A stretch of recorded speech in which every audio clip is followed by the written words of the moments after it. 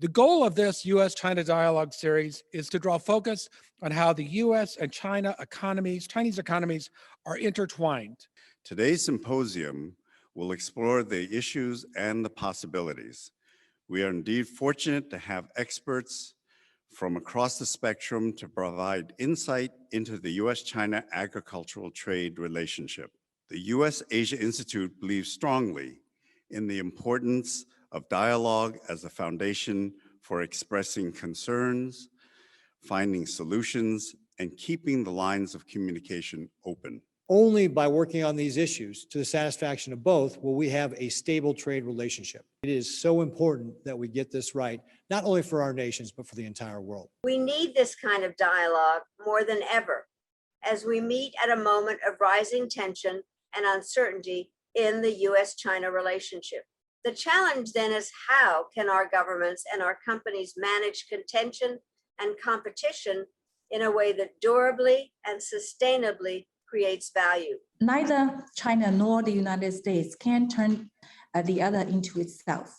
Both sides must accept that the other side will have different ideas, policies, and practices on many issues, but their shared interests far outnumber their differences. It's imperative for our state's agricultural sector and our economy as a whole that the U.S. and China establish free, fair, and equitable trade that is consistent and reliable in the long term. It is imperative that we are able to seamlessly transport and sell our products all around the world. There is no doubt that China is an important market for U.S. agriculture. The question then becomes how we move forward as two people with manifest differences over trade, over security, and over human rights. Trade does not sit outside of these important considerations. When you look at 2020, it's a record-setting year for the United States, exporting over $27 billion worth of agricultural products just to China. Our farmers would really welcome a partnership with China to help kind of more normalize this trade relationship and to help the shipping system work in a fair way for our farmers, so we can both profit and we can both kind of meet our trade obligations. Few state economies around the country, in fact, are as prominently tied to agriculture as Nebraska's is, with over $6.2 billion in ag exports in 2019. The success of our state here in Nebraska is tied directly to the strong trade relationships our ag producers have in the global economy.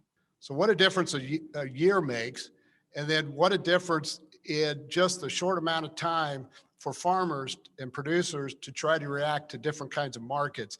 Especially in the current global pandemic time, China and the US have responsibilities to pay more attention to the importance of expanding trade, investment, personnel exchange between the two countries. Among them, agricultural trade will be one of the most promising areas for achieving win-win cooperation. China's own economic advances and improving standard of living have led to high demand for safe, high-quality food for its people and feed for its livestock. With 1.4 billion people, there are 500, 600 million consumers looking for safe, competitively priced food products, and they many times will turn to products sourced from the United States. As we look at economies growing and people moving up in the middle class, obviously the disposable income increases, and that creates some opportunities for the red meat industry. Nebraska is very, very well positioned to be able to service that market. We kind of talk sometimes that, you know, the most successful trade relationship is a very boring and predictable one.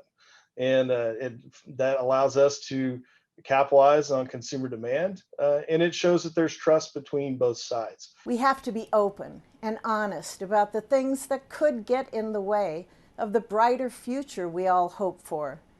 But I'm happy to say that there are at least as many reasons for optimism as there are for doubt. We want a better future for our two countries and for our people, and we know that we are stronger when we work together. Trade with China is important, but we need to address the fairness and equitability of some of their practices.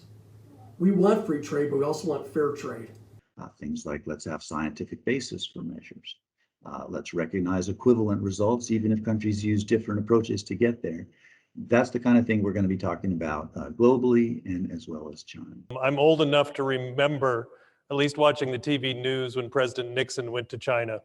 And since then, the relationship between China and the United States has indeed been complex. But I think for agribusiness and the trade area, the last 10 years particularly has been particularly complex. So we like to say that the emphasis is on products from farm to chopsticks in China. And it's really starting to take off. Really, the customer base is top notch in China. I've traded with over 30 countries, and I put China right there on top in terms of the integrity of the buyers there.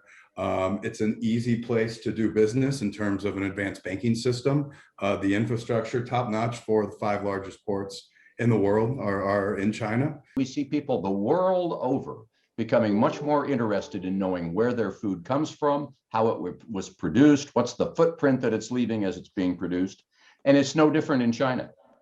And fortunately for US soy and for Nebraska soy farmers and soy farmers across the US, we have a very good message there and we have a very good track record. So collaboration is really needed across the entire food and ag value chain to slow the negative impacts of climate change.